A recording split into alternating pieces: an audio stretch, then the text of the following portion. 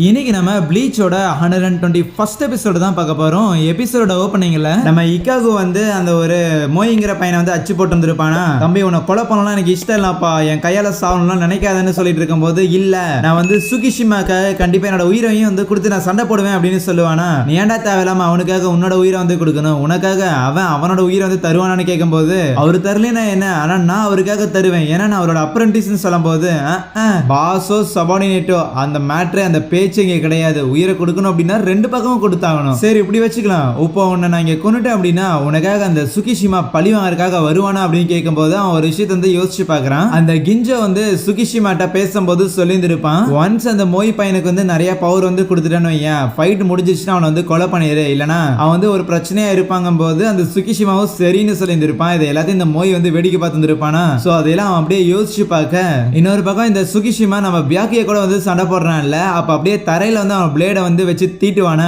ரெண்டு பேரும் டக்குன்னு அடிச்சுக்கலான்னு வரும்போது பியாக்கிய இருக்கிற அந்த இடமே வந்து அப்படியே மேல லிஃப்ட் ஆகுது. இந்த ட்ராப்பை எப்படா செட் பண்ணனு கேட்கும்போது, ரொம்ப நாளுக்கு முன்னாடின்னு சொல்லுவானா. ரொம்ப நாளுக்கு முன்னாடினா ஏற்கனவே இங்க வந்திருக்கியான்னு கேட்க, இல்ல நான் அப்படியே என் பிளேட வச்சு தரையில வந்து கட் பண்ண பாத்தியா, சோ அப்பவே இதோட டைம் லைனை வந்து அட்ஜஸ்ட் பண்ணிட்டேன்னு சொல்லுவான். சோ அப்பதான் நம்ம பியாக்கியாக்கும் புரிய வரும், ஓகே இவனால லிவிங் பீயிங்ஸ் மட்டும் கிடையாது, நான் லிவிங் திங்ஸோட டைம் லைனையுமே வந்து அட்ஜஸ்ட் பண்ண முடியுது. அது மூலமா இவனால ஒரு ட்ராப்பையுமே செட் பண்ண முடியுதுன்னு நினைக்க, அதுக்கப்புறம் பியாக்கியா அவனோட ஷீக்காயை வந்து ரிலீஸ் பண்ணும்போது அதை அவன் அட்டாக் பண்ணுவான். பட் அடுத்தது பார்த்தா அந்த ஷீக்காய் ரிலீஸ் எதுவுமே வந்து இவனை டேமேஜ் பண்ணாம போயிடும். அதுவும் எப்படின்னு சொல்றான், அந்த பெட்டல்ஸை வந்து அவன் டைரக்டா ஹிட் பண்ணி இருப்பான்ல, சோ அது மூலமா அந்த பெட்டல்ஸை பொறுத்த வரைக்கும் இவன் வந்து நல்லவன், அதனால இவனை வந்து அட்டாக் பண்ணக்கூடாது அப்படிங்கிற மாதிரி அது வந்து மாடிஃபை ஆயிரும். சோ இன்னும் சொல்ல போனா அவன் அதை அட்டாக் பண்றது மூலமா நம்ம பியாக்கியோட இது வரைக்கும் நடந்த எல்லா சண்டைகளும் சரி, அவன் யூஸ் பண்ற எல்லா டெக்னிக்கும் சரி, எல்லாத்தையும் அவன் வந்து பார்த்துருப்பான். அது மட்டும் இல்லாம பியாக்கியோட ஷீக்காய் ரிலீஸ்லயும் பான்காய் ரிலீஸ்லயும் வந்து ஒரு மிஸ்டேக் இருக்குது அப்படிங்கிற ஒரு விஷயத்தையும் அவன் வந்து சொல்லுவான். மிஸ்டேக் அப்படிங்கறதோட அது வந்து அதோட டிஸ்அட்வான்டேஜ் அப்படின்னு என்னன்னு பார்த்தா, நம்ம பியாக்கியாவை சுத்தி ஒரு 85 சென்டிமீட்டருக்கு வந்து அது எந்த ஒரு எஃபெக்ட்டுமே ஏற்படுத்தாது, ஏன்னா அதோட யூசரை வந்து ப்ரொடெக்ட் பண்ற ஒரு விதமா. சோ அதுதான் அதோட வீக்னஸ். உன்னை வந்து கிட்ட வந்து அட்டாக் பண்ணா உன்னோட செஸ்ட்ல இப்ப நான் எப்படி ஒரு கோடு போட்டணும் அந்த மாதிரி போட முடியும். ஆனா என்ன இதெல்லாம் தாண்டி உன் கிட்ட வந்து உன்னை அட்டாக் பண்றது அப்படிங்கிறது கிட்டத்தட்ட ஒரு சூசைட் மிஷன் மாதிரி தான் இருக்கும். அதனாலதான் நிறைய பேர் பண்றது இல்லைன்னு சொல்லிக்கிட்டு இருக்கேன். இங்க நம்ம ரூக்கியாவும் அந்த ரூக்காவும் சண்டை போட்டுக்கிட்டு இருப்பாங்களா. சோ அப்ப அந்த ரூக்கா பார்த்தா நம்ம ரூக்கியா வந்து ஒரு மாதிரி பொம்மையா வந்து மாத்தி விட்டுருவா. அந்த பொம்மையா மாறின நம்ம ரூக்கியாவுமே அவளோட லைக் மோரல்லஸ் அவளோட ஸ்பீடா மட்டும் ஓட முடியுது, அதனால அவகிட்ட இருந்து எஸ்கேப் ஆயிட்டு இருக்கும் போது, சரி ஸ்பீடா மூவ் ஆக முடியுதுன்னா மேஜிக்கை பயன்படுத்த முடியும் அப்படின்னு சொல்லிட்டு அவளும் பயன்படுத்துறா. பட் அதுவே அவளுக்கு ரிவீட் அடிச்சு அங்கேயே விழுந்து வார, எப்படி இருந்துட்டு தான் நீ வந்து எங்களை கொலை பண்ண போறியா அப்படின்னு சொல்லி அவ வந்து கலாய்க்க, அதுக்கு ரூக்கியா நான் ஏன் உங்களை வந்து கொலை பண்ணணும், ஒரு சோல் ரீப்பரா ஹியூமன்ஸை ப்ரொடெக்ட் பண்றதா எங்களோட வேலை, நீங்க வந்து ஒரு ஃபுல் பிரிங்கரா இருந்தாலுமே ஸ்டில் ஹியூமன்ஸ் தானே, அதுல எந்த ஒரு மாற்று கருத்தும் இல்ல அப்படிங்கும்போது, இல்ல நாங்க ஒன்னும் ஆர்டினரியான ஒரு ஹியூமன்ஸ் வந்து கிடையாது, நாங்க எல்லாருமே வந்து ஃபுல் பிரிங்கர்ஸ் அப்படின்னு சொல்லிட்டு அந்த ரூக்கா அவளோட பிளாஷ்பேக் வந்து சொல்றா. என்னன்னு பார்த்தா வந்து சின்ன பொண்ணா இருக்கும்போது ஒரு 6-7 வயசுல தான் வந்து அவளுக்கு இந்த மாதிரி ஒரு பவர் வந்து இருக்குதுங்கிற விஷயத்தை அவ கண்டுபிடிச்சிருப்பா. மத்தவங்களை வந்து அவளோட டாய் ஹவுஸ்ல வந்து போடுற இந்த ஒரு எபிலிட்டி. சோ அதனால அவகிட்ட ரொம்ப நல்ல விதமா நடந்துக்கிற ஒரு பையன் ஒருத்தன் இருப்பானா, அந்த பையனை வந்து கூட வச்சுக்கணும் அப்படிங்கிற மாதிரி சொல்லிட்டு அவன் கொஞ்சம் பெரிய பையனா இருப்பான். அவனை வந்து அவளோட டால் ஹவுஸ்ல வச்சுக்கிட்டு சாக்லேட் இதெல்லாம் கொடுத்து வளர்த்து இருந்திருப்பா. பட் அவன் ரொம்ப நாளா அதுலயே இருந்தாங்காட்டி அப்படியே ஒரு மாதிரி சோகமா போய் ஒரு மாதிரி டல்லா இருந்திருப்பானா. இப்படி அந்த ரூக்கா அவளோட எபிலிட்டி மூலமா அவளுக்கு பிடிச்சவங்க எல்லாரையும் கூடவே வச்சுக்கணும் அப்படின்னு சொல்லிட்டு எக்கு தப்பான வேலையெல்லாம் பார்த்துக்கிட்டு இருந்திருப்பா. இந்த உலகத்துல வந்து உயிர் வாழணும் அப்படின்னா அதுக்கு வந்து சர்வைவல் ஆஃப் த ஃபிட்டஸ்ட் வந்து ரொம்ப முக்கியம்னு சொல்லுவாங்க. சோ யார் வந்து பயங்கர ஃபிட்டா இருக்கிறாங்களோ அவங்க தான் வந்து இங்க சர்வை பண்ண முடியும், பொழைக்க முடியும் அப்படின்னு. இது நேச்சர்ல வந்து ரொம்ப காமனா நம்மளால வந்து பார்க்க முடியும். ஆனா அதே நேரத்துல சொசைட்டி அப்படின்னு வரும்போது அது அப்படி கிடையாது. இங்க யாரு பெஸ்ட், யாரு சிறந்த ஒருத்தங்க அப்படின்னு இல்ல, யார் வந்து மெஜாரிட்டியா இருக்கிறாங்களோ அவங்களால தான் சர்வைவ் ஆக முடியும். நீங்க பவர்ஃபுல்லா வித்தியாசமான ஒரு ஆளா இருந்தும் ஆனா அதே நேரத்துல நீங்க மைனாரிட்டியா இருந்தீங்கன்னா பயங்கரமா அஃபெக்ட் ஆவீங்க. எங்க எல்லாருக்குமே அப்படிப்பட்ட ஒரு பிளாஷ்பேக் தான் வந்து இருக்குது அப்படிங்கிற மாதிரி அதை எல்லாத்தையும் வந்து சொல்லிக்கிட்டு இருப்பாளா. இப்படி அவங்க எல்லாருக்கும் வந்து ஒரு டிராஜிக்கான பாஸ்ட் இருக்கும் போது அதுக்கப்புறம் தான் அந்த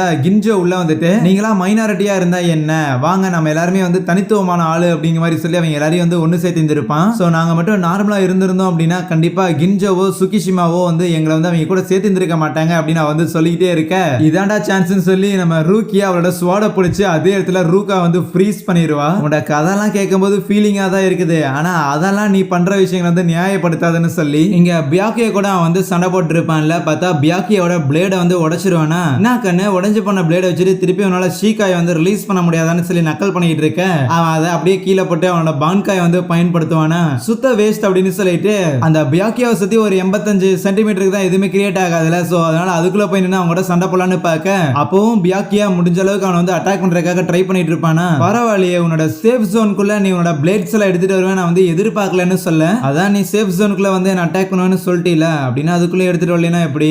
நீ சொல்றதும் சரிதான். ஆனா அதே நேரத்துல அவனோட பிளேட் எல்லாத்தையும் வந்து நீ உன்னோட கை மூலமா தானே கண்ட்ரோல் பண்ற. ஆனா அதை விடவே என்னால வந்து ஸ்பீடா மூவ் ஆக முடியும்டான்னு சொல்லி அவன் நம்ம பியாக்கியா வந்து லைக் டிஃபரெண்டான ஆங்கிள் இருந்தாலும் எல்லாத்தையும் வந்து தடுத்துக்கிட்டு அட்டாக் பண்ணிட்டு இருப்பானா. ஒரு பாயிண்ட்ல பியாக்கியா அவனை அட்டாக் பண்றதுக்காக ஃபுல் ஃபோர்ஸ் அந்த பிளேட் எல்லாத்தையும் யூஸ் பண்ண கரெக்டா அவன் நம்ம பியாக்கியோட கைகிட்டே அவன் கையை கொண்டு வரும்போது அந்த இடத்துல ஹெவியா நம்ம பியாக்கியோட கையில அந்த பிளேட் எல்லாமே வந்து பற்றுது. சோ அந்த இடத்துல அவனுக்கு தரன்னு ரத்தம் வந்து ஊத்திக்கிட்டு இருக்குமா. பரவாயில்லையே, இந்த அளவுக்கு நீ வீக்கா இருப்ப வந்து எதிர்பார்க்கலன்னு சொல்லிட்டு இருக்க. அதுக்கப்புறம் பியாக்கி அவனோட கையை வந்து முன்னாடி நீட்டும் போது என்ன அவனோட மேஜிக் வந்து பயன்படுத்த போறியா? சரி சரி யூஸ் பண்ணு. இது வரைக்கும் நீ என்னென்ன ட்ரெயின் பண்ணிருக்கியோ எல்லாமே எனக்கு வந்து தெரியும். எல்லாத்தையும் எப்படி கவுண்டர் பண்றது, எல்லாத்தையும் எப்படி கேன்சல் பண்றதுன்னு சொல்லி எல்லா டெக்னிக்கும் தெரியும். சும்மா ட்ரை பண்ணி பாரு, டெஸ்ட் பண்ணுவோம் அப்படின்னு சொல்லிட்டு இருக்க டக்குன்னு அந்த சுகிஷிமாவோட ஹார்ட்ல ஒரு ஓட்டை விழுகுது. என்னன்னு பார்த்தா பியாக்கியா கையில் அடிபடும் போது அந்த பிளேட்ஸ் எல்லாத்தையும் பிடிச்சு வச்சிருந்திருப்பான். பிடிச்ச பிளேட தான் அவனோட செஸ்ட நோக்கி அப்படியே போக விட்டு இருந்திருக்க. இது நீ ட்ரைனிங்ல வந்து பண்ண மாதிரி எனக்கு வந்து தெரியலையேன்னு சொல்லும் போது ஆமா ட்ரைனிங்ல கத்துக்கிட்டது இல்லதான், ஆனா ஆக்சுவல் பேட்டில் இதை தெரிஞ்சுக்கும் போது ரொம்ப இன்ட்ரெஸ்டிங்கா இருக்குது. இந்த ஒரு பேட்டிலுமே நல்லா இருந்ததுன்னு சொல்லி அவனுக்கு தேங்க் பண்ணுவான். இன்னொரு பக்கம் அந்த கிஞ்சோ கூட நம்ம ஹீரோவும் இஷிடாவும் சண்டை போட்டு இருக்கும் போது இஷிடா ஓரமா உட்காந்துருப்பானா.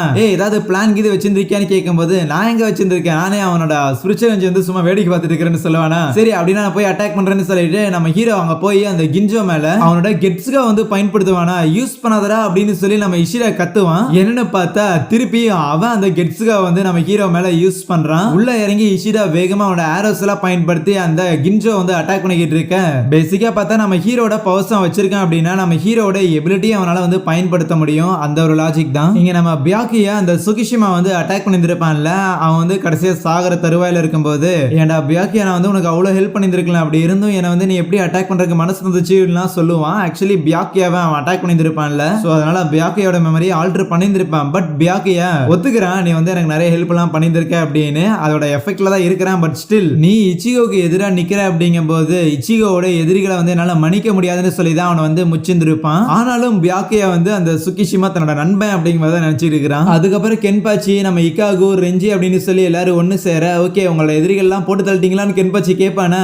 நான் எங்க கொலை பண்ண, அவளா வெடிச்சு செத்து போயிட்டா அப்படின்னு ரெஞ்சி சொல்லுவானா. அதுவே இக்காகு இல்லப்பா அந்த சின்ன பையனை நான் திட்டினா ஓடி போயிட்டான் அப்படின்னு மழுப்பிக்கிட்டு இருப்பான். இவனே தப்பிக்க விட்டுருப்பான் போல. அதுவே நம்ம இட்சுகாயா இருக்கிறான்ல, அவன் யூகியோவை ஃபுல்லா ஃப்ரீஸ் பண்ணிட்டு இங்க இருக்கிற எல்லாரையும் அந்த சிமுலேஷன்ல இருந்து நீ வெளியே கொண்டு வரலனா உன்னை போட்டு தள்ளிடுவேன் அப்படின்னு சொல்லி மிரட்டி தான் கூட்டிட்டு வருவானா. அதே இடத்துல நம்ம பியாக்கியாவுமே ரூக்கியா வந்து மயங்கி கடந்து வந்திருப்பா போல அவ இருக்கிற இடத்துல. சோ அவளையுமே வந்து வெளியே கூட்டிட்டு வந்திருக்க.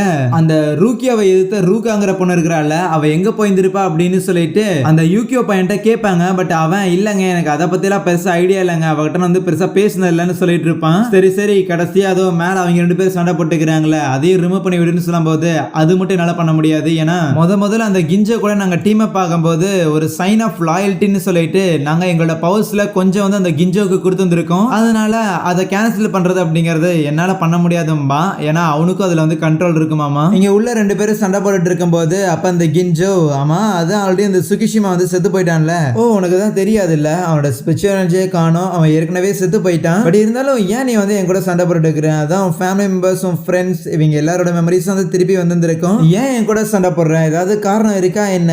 எதுவுமே இருக்காது. ஆனா உன்னோட உண்மையான எதிரி யாரு அப்படிங்கறத நான் சொல்லிட்டான்னு கேட்க எங்க இன்னொரு பக்கம் ஒரே மேவேச்சியாடையும் நம்ம உரஹாரா அவரோட கடைக்கு கூட்டிட்டு போயிருப்பார்ல. சோ அதுக்கப்புறம் அங்கிருந்து கிளம்பும் போது நம்ம இச்சிகோட அப்பா நானும் வரேன்னு சொல்லுவாரா இல்ல வேணான்னு சொல்ல இல்ல மேபி அந்த கிஞ்சோ வந்து நம்ம இச்சிகோ கிட்ட உண்மை எது சொல்லிட்டானா என்ன பண்றதுன்னு கேட்கும் போது எப்படி பார்த்தாலும் சூனர் ஆர் லேட்டர் கண்டிப்பா இச்சிகோ வந்து உண்மையை தெரிஞ்சுக்க தான் போறான், அது இப்பவே தெரிஞ்சுக்கிட்டோம் அப்படின்னு தான் உரஹாரா வந்து சொல்லுவாரு. உன்னோட உண்மையான எதிரி வந்து நீ தெரிஞ்சுக்க வேண்டிய நேரம் வந்திருக்கு அப்படின்னு கெஞ்சோ வந்து சொல்லுவான்ல. சோ என்ன மேட்டர் அப்படின்னு பார்த்தா நம்ம ஹீரோ வந்து அந்த காம்பேக்ட் பாஸ் வந்து வச்சிருந்திருக்கான்ல.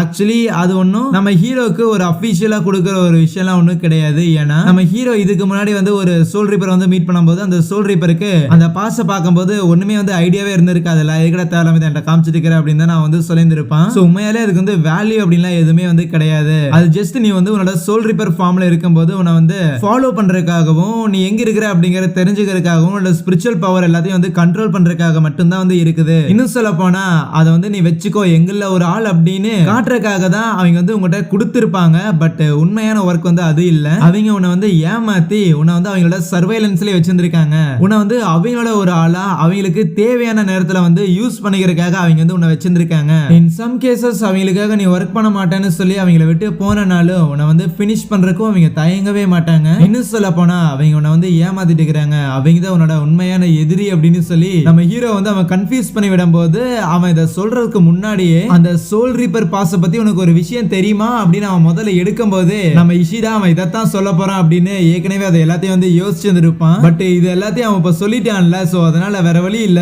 இது உண்மையா இருந்தாலுமே நம்ம இச்சிகோனால இப்போதைக்கு இது எல்லாத்தையும் வந்து ஒழுங்கா ப்ராசஸ் பண்ண முடியுமான்னு நினைப்பானா. ஏன்னா இந்த ஒரு சோல் ரிப்பர் பாஸ் கொடுத்ததே வந்து அந்த கேப்டன் ஷீரோவா தான் இருக்கும். சோ அவர் தான் அவனை வந்து முதல்ல ஏமாத்தினது அப்படிங்கிற ஒரு மேட்டரை வந்து சொல்லியிருந்திருக்க.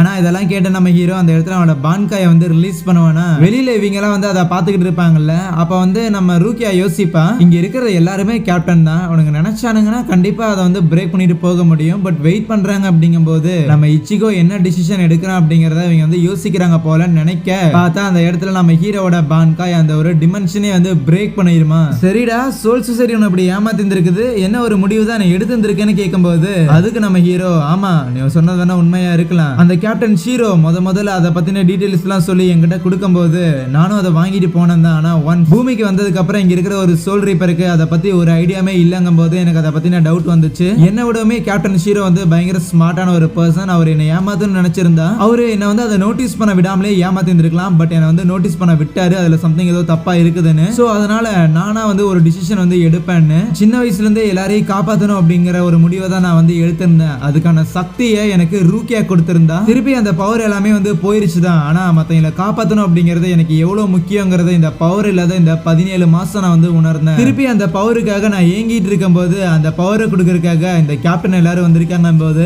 என்னாலும் அவங்க கூட நின்னுதான் சண்டை போடுவேன்னு சொல்ல நினைச்சேன்டான்னு சொல்லிட்டு அந்த கின்ஜோ அவனும் பான்காயை வந்து பயன்படுத்துறான். அந்த இடத்துல பார்த்தா அப்படியே ஒரு மாதிரி எலும்பு கூட மாதிரி நிக்க அங்கதான் ஒரு விஷயத்தை வந்து சொல்றான். வந்து ஏற்கனவே சொல்லியிருப்பான்ல, இந்த ஃபுல் பிரிங்கர்ஸ் எல்லாம் அவங்க அம்மாவோட கருவுல இருக்கும் போது ஹாலோஸ் எல்லாம் வந்து அட்டாக் பண்ணப்பட்டு இருந்திருப்பாங்கல்ல. சோ இவென்ச்சுவலி அவங்களுக்கு ஹாலோஸோட பவருமே இருக்கும். இதெல்லாம் அவன் சொல்லும் போது அப்படியா சரி வான்னு சொல்லிட்டு நம்ம ஹீரோ அந்த இடத்துல அவன் கூட சண்டை போட்டுட்டு இருக்கேன். அங்கேயே இந்த ஒரு எபிசோடே முடிக்கிறாங்க. Soya thank you.